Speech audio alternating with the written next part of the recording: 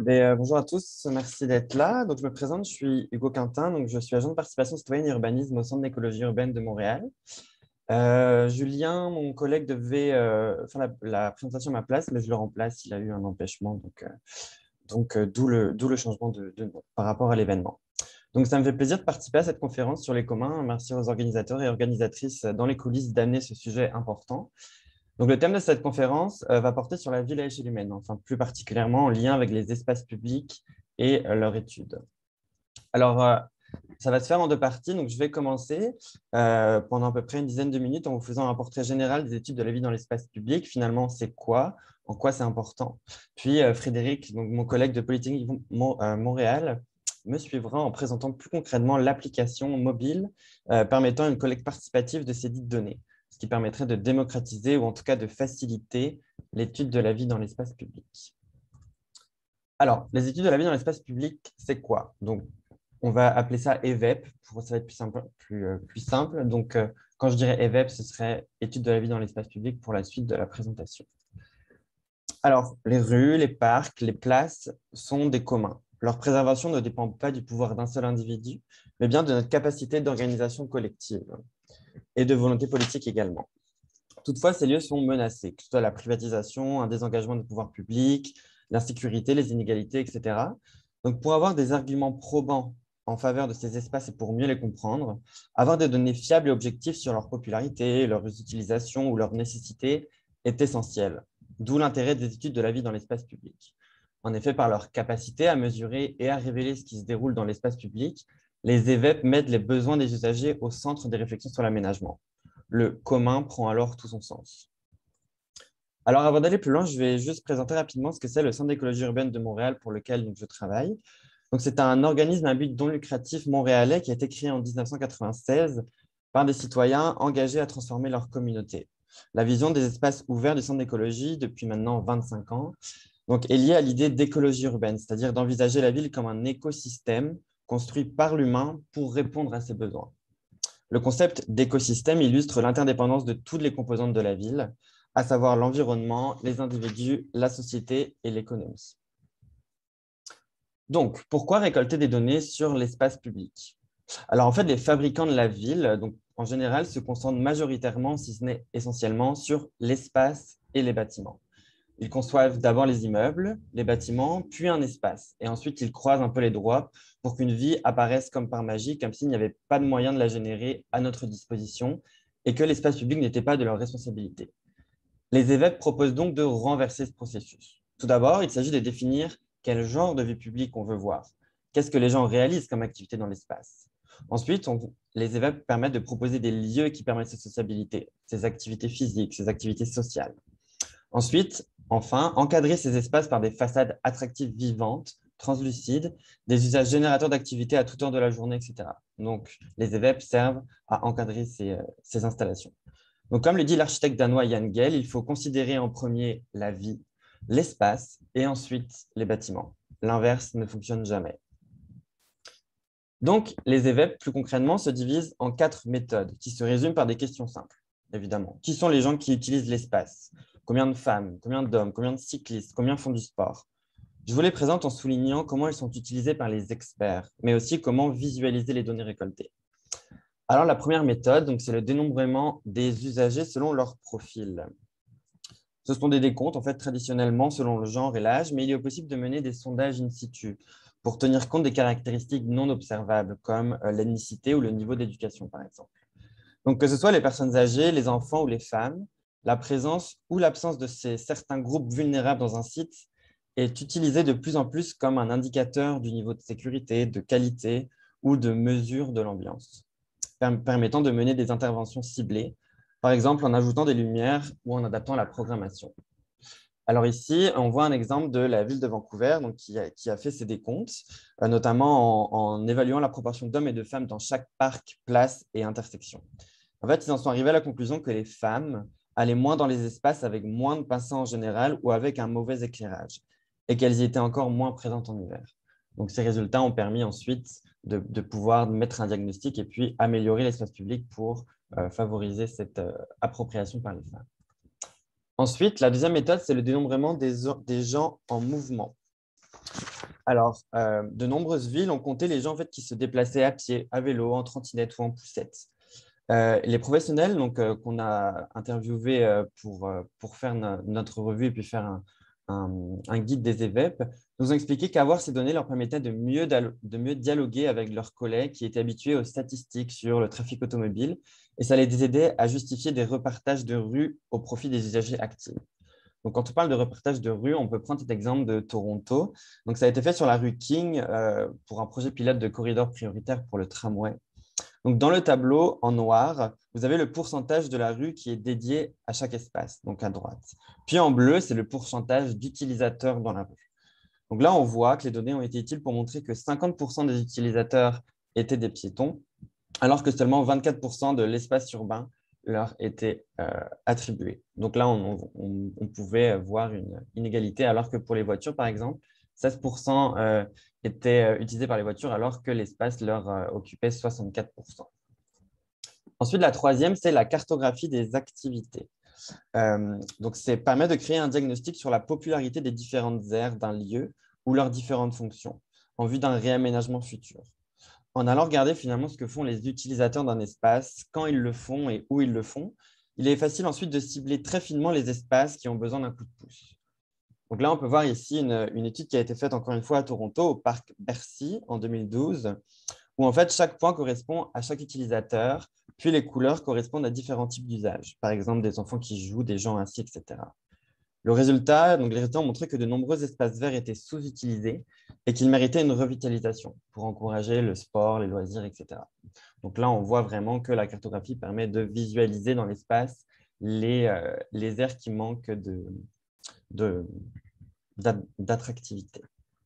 Puis finalement, le quatrième et dernier type de méthode porte sur l'environnement, le milieu.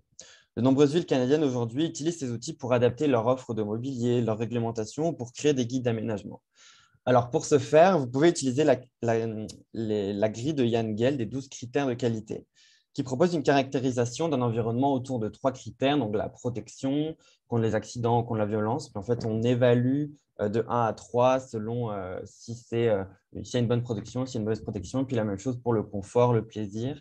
Puis à la fin, ça nous permet d'avoir une bonne caractérisation du milieu pour savoir comment et quoi faire pour améliorer le milieu. Et puis, ça permet de comprendre ce qui n'allait pas bien dans l'espace et ce qui le rendait moins attrayant pour les gens pour y rester.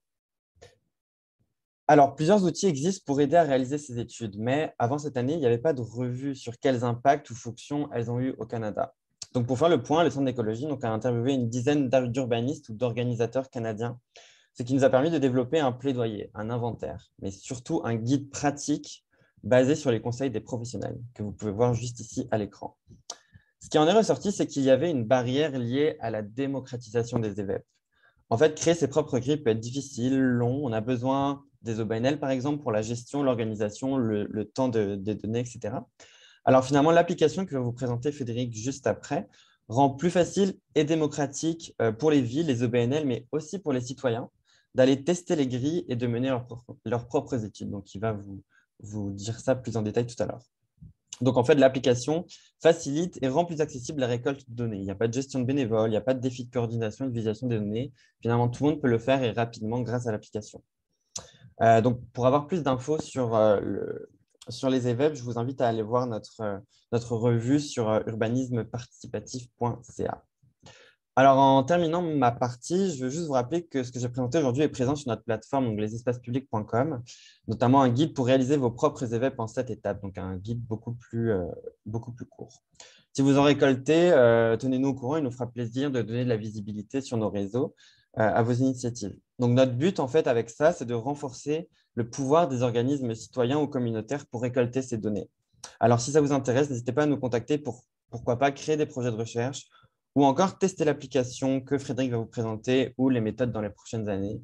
Parce que comme je l'ai dit, l'espace public est un commun, il faut le préserver, puis les EVEP servent à ça. Donc, je cède la parole maintenant à mon collègue Frédéric. Merci de m'avoir écouté. Oui.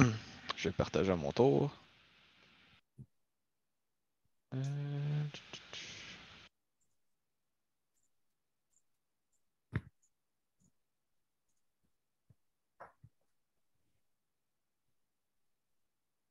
comme ça.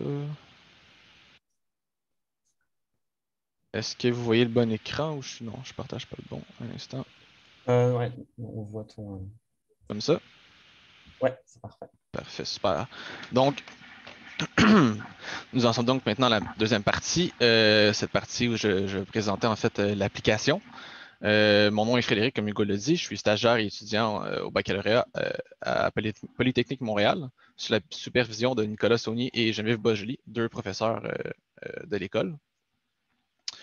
Dans cette deuxième partie, en fait, je vais vous présenter rapidement les objectifs de mon projet de recherche, les précédents aussi qui m'ont permis finalement de pouvoir développer l'application et une description de cette dite application.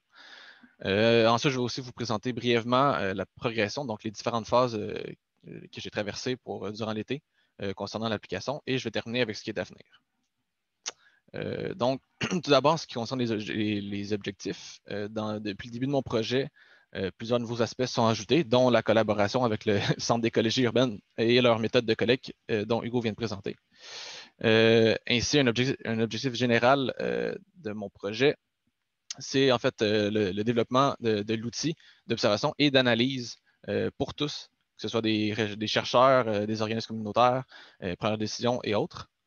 Plus spécifiquement, en fait, j'ai d'autres objectifs qui sont de mieux comprendre les espaces et donc surtout les effets qu'ils ont sur nous, et aussi d'aider à planifier, organiser et ajuster les espaces communs, donc ces espaces qui sont partagés par tous. D'un point de vue plus scientifique, j'ai d'autres objectifs dans le cadre de ma recherche. C'est donc de comprendre et de contrôler l'effet des observateurs sur les observations et de contrôler aussi l'effet du choix des attributs, des choses qui sont observées, finalement, les caractéristiques des personnes qui sont observées dans l'espace sur ces observations-là. Et de ce fait, je vais pouvoir mieux comprendre aussi les limites de l'application, soit le nombre d'observations qui peuvent être faites par minute, par exemple, ou le nombre d'attributs sur une même observation qui pourrait être faite. Ceci va sans dire, une observation où tu aurais 8 caractéristiques différentes à observer en même temps serait plus compliqué qu'une autre observation où tu aurais seulement un attribut, par exemple l'âge moyen de la personne. En fait, depuis le début de mon projet, j'ai fait de la recherche, j'ai essayé de voir des précédents pour mieux comprendre comment développer une application permettant de l'observation en général.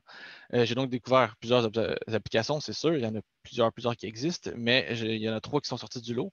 Voici donc Globe Observer, eBird et Where is your public toilet? Bien sûr, ces 3 applications permettent de l'observation de la faune, de la flore et d'une certaine façon de nos toilettes publiques, ce qui n'est pas exactement de l'observation, mais reste que l'application dans son format est intéressant. Ce que j'ai retenu, c'est surtout que certaines interfaces, permettent un apprentissage plus rapide et donc un usage plus simple de l'application. Donc, d'avoir des images, par exemple, pour faire de la comparaison lors de l'observation, ça permet parfois d'être plus efficace et de mieux comprendre ce qui est à observer. D'avoir aussi une communauté d'experts que j'appelle ici, en fait pour eBird, c'est une communauté d'ornithologues amateurs. Bien sûr, pour observer les espaces publics, ce ne serait pas nécessairement des experts ornithologues, mais l'idée, c'est juste d'avoir des gens intéressés pourrait permettre en fait d'avoir des données de meilleure qualité. Et enfin aussi, la relation avec la population. Ici, l'idée, c'est avec Where is your public toilet, c'est juste l'idée que chacun des usagers qui utilise l'application pour savoir où est la toilette peut aussi signaler en fait s'il y a une erreur ou juste ajouter des commentaires pertinents sur la toilette ou sur l'espace en fait finalement qui permet d'accéder à la toilette. Donc, c'est vraiment l'idée d'entretenir une relation entre l'intermédiaire entre le développeur et la population et les usagers. J'ai aussi découvert donc d'autres outils qui permettent ici plus l'observation vraiment des espaces. Durant mon projet, finalement, j'ai commencé l'été dernier, mais j'ai découvert Counterpoint cet été, en fait, un peu tardivement, mais tout de même. Dans les 2 cas, c'est des outils qui utilisent, du moins en partie, les méthodes présentées donc par Hugo, les méthodes de l'Institut Gell. Dans le cas de Common Space, par contre, ce n'est pas une application disponible au Canada. En revanche, Counterpoint, elle, est une application canadienne qui, à ma connaissance, est même gratuite sur les magasins en ligne, là, donc App Store et autres. Par contre, le gros point ici, c'est que dans les 2 cas, malgré le fait qu'il y ait beaucoup de données collectées, de projets, si on fait la recherche sur Google Scholar, on peut voir que, par exemple, Common Space a été utilisé, à ma connaissance, pour faire des études de cas, finalement, dans des espaces publics, mais il n'y a aucune recherche qui est faite sur l'outil lui-même, vraiment. du moins à ma connaissance. Donc, l'idée, c'est là que mon projet en fait prend de l'importance, c'est de savoir comment que l'outil peut être fait pour vraiment faciliter et de rendre efficaces les collectes et d'avoir des données de qualité finalement. Enfin, l'outil lui-même, ce que je propose, en fait, c'est un outil qui est adaptatif, donc qui s'utilise sur PC, tablette et téléphone mobile, bien sûr. Les données sont transférées dans une base de données qui est organisée et relationnelle. Dans le fond, donc, le tout est standardisé d'une certaine façon et est plus simple à utiliser pour quelqu'un qui a l'expertise, bien sûr, c'est pas pour n'importe qui, mais reste que c'est la façon de s'organiser rend le tout plus simple à gérer. Et je ne suis pas rendu nécessairement à cette étape-là dans mon projet, mais un but, c'est aussi que l'outil en fait traite de façon automatique, donc pratiquement au moment présent qu'on fait la séance d'observation, que ça traite les données, que ça renvoie en temps réel finalement des résultats sommaires ou des analyses faites sous forme de graphiques, de cartes interactives ou peu importe comment. De plus aussi, lors du développement de l'application, j'ai tout le temps gardé en tête l'idée d'avoir une application qui est simple, donc une interface qui est simple et épurée. L'idée, c'est juste que plus il y a des artifices dans une interface, plus ça devient compliqué à comprendre.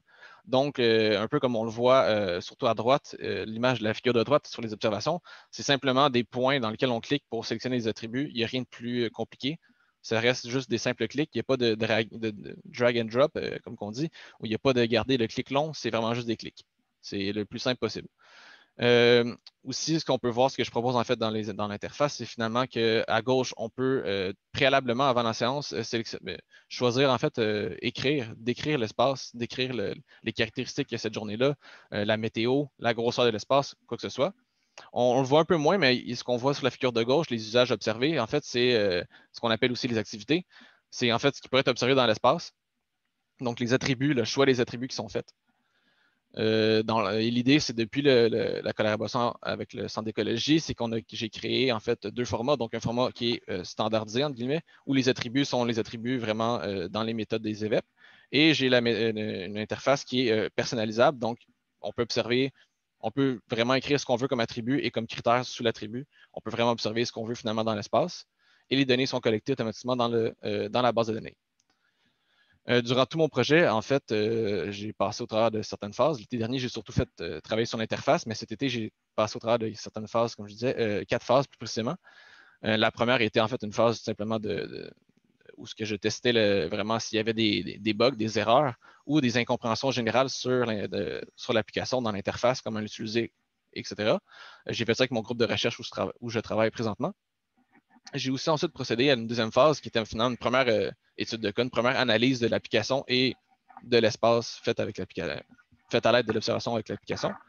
Ce qu'on peut voir, en fait, la figure que je présente là ici, c'est simplement un premier indicateur qui permet de voir déjà qu'il y a une différence, en fait. On voit, c'est un indicateur de différence, comme ça le dit. Il y a une différence entre deux observateurs qui observaient la même chose cette même journée-là pour un attribut quelconque. Donc, on voit que la ligne bleue cyan, c'est ce qui correspond à l'attribut des activités. On voit qu'en général, et surtout pour une des journées, comme on le voit, il y a un pic, qu'il y a vraiment une différence entre ce que les deux observateurs observent du même espace en même temps. Donc, c'est vraiment, ça prouve le point que l'application peut vraiment avoir une incidence, l'observateur peut vraiment avoir une incidence et les attributs peuvent avoir une incidence sur la qualité des données. Et ensuite, phase 3 et 4, ce qui est en cours présentement. Ma phase 3, c'est tout simplement ce que je teste d'autres attributs dans le même espace, la place Shamrock. Je teste d'autres attributs, j'essaie de trouver d'autres indicateurs pour voir est-ce qu'il y a d'autres façons d'analyser l'outil même et l'espace aussi. Et la quatrième phase, c'est en fait le premier cas réel où ce que je vais comparer, on va tenter de comparer du moins l'application que j'ai développée aux méthodes de collecte manuelle utilisées par le Centre d'écologie urbaine. Et en fait, l'idée, ça va juste de voir comment un outil peut être plus efficace dans un certain contexte ou comment un outil pourrait compléter peut-être un autre outil. Puisque ce n'est pas nécessairement une question de remplacer l'outil de la collecte manuelle, mais c'est aussi peut-être une question d'améliorer un peu finalement les observations, donc l'étude de la vie dans les espaces publics. Donc, bien sûr, ce qui est à venir, plus de collecte, plus d'analyse, que ce soit avec le Centre d'écologie urbaine dans leur cas pratique, ou que ce soit dans des projets faits en recherche à la Polytechnique, ou même avec l'un d'entre vous, bien sûr. Nous, ce qu'on veut, c'est vraiment d'observer dans le plus de contexte possible, avec des buts différents, avec des observateurs différents et avec plusieurs paramètres différents. L'idée, c'est vraiment de tester l'application, entre autres, l'outil, et de démocratiser finalement l'étude de la vie dans les espaces publics. Donc, en fait, aussi en ce qui concerne les aspects peut-être plus techniques, juste à préciser que le format de l'application qui existe présentement n'est pas le format final. L'idée, c'est vraiment de créer un outil qui est complet, donc qui va vraiment renvoyer des résultats suite à l'observation, à la séance d'observation. Donc, que ce soit des cartes interactives, des résultats sommaires, quoi que ce soit. L'idée, c'est vraiment d'avoir une relation proche avec la personne qui fait l'observation, qu'elle sache un peu ce qu'elle a observé, puis qu'elle comprenne un peu plus l'espace où elle est. Et donc aussi qu'on puisse peut-être prendre de meilleures décisions pour réaménager éventuellement cet espace. Donc, en mon nom, en celui du groupe de transport à Polytechnique de Montréal et aussi au nom du Centre des collèges urbaines, je vous remercie vraiment beaucoup de m'avoir écouté. Si vous avez des questions ou vous voulez simplement de l'information supplémentaire sur d'autres projets qu'on fait, que ce soit moi ou Hugo au centre, n'hésitez pas à rentrer en contact avec nous. Et merci à tous pour votre écoute. Il y aura une clap. Merci. Merci beaucoup. C'est très intéressant. Moi, j'aurais une question pour vous. Oui. Est-ce que ce projet-là, est-ce que l'intelligence artificielle pourrait faire partie de ce projet-là? Parce que j'ai l'impression qu'il y a beaucoup de paramètres libres pour vraiment essayer de localiser ou il me semble, parce que même si on essaie de changer certaines caractéristiques d'une région urbanisme, peut-être que ça va influencer d'autres paramètres. Oui, non, bien sûr, c'est sûr. L'idée qu'il y a plusieurs variables qui rentrent en compte pour influencer l'observation. J'ai parlé de l'attribut et de l'observateur, mais il y en a une infinité, bien sûr. Mais oui, C'est pour ça, je pense, que l'intelligence artificielle pourrait rentrer facilement dans ce genre de projet-là. oui, ben effectivement, en fait, moi, un de mes deux superviseurs, Nicolas Saunier, c'est pas un expert nécessairement en intelligence artificielle, mais travaille beaucoup avec les données, justement, et le machine learning et des algorithmes qui observent les espaces déjà. Reste que ce qu'il fait présentement, c'est pas nécessairement aussi précis, désagrégé versus les méthodes proposées donc avec les EVEP. Mais durant l'été, en fait, avec Nicolas, j'avais discuté de l'idée de créer des groupes types en utilisant l'intelligence artificielle, de voir dans un espace, au fur et à mesure que tu observes, ça pourrait peut-être créer les attributs pourraient se modifier au fur et à mesure que tu observes l'espace, de sorte que ton observation devient plus efficace et donc de meilleure qualité. Le comment, c'est une question qu'on se pose. C'est pas vraiment le sujet de mon projet à moi. Je suis un simple stagiaire au baccalauréat pour l'instant, mais le projet continue, donc il y a des bonnes chances l'intelligence artificielle a fait partie de plusieurs de nos discussions avec Nicolas, entre autres. Donc, ça pourrait effectivement rentrer en ligne de compte. Puis là, je vois que Et Ariane a écrit que ça finit à 11 heures. Oui, Je voudrais pas. effectivement. On a besoin de la salle pour une autre conférence dans quelques minutes. Donc, Sans on problème. va devoir terminer. Merci beaucoup. Et puis, juste une note, ça va se retrouver sur YouTube dans une couple de semaines. Alors, vous allez pouvoir Super. partager la conversation. Parfait. Super. Super. merci Merci Si beaucoup. jamais il y a d'autres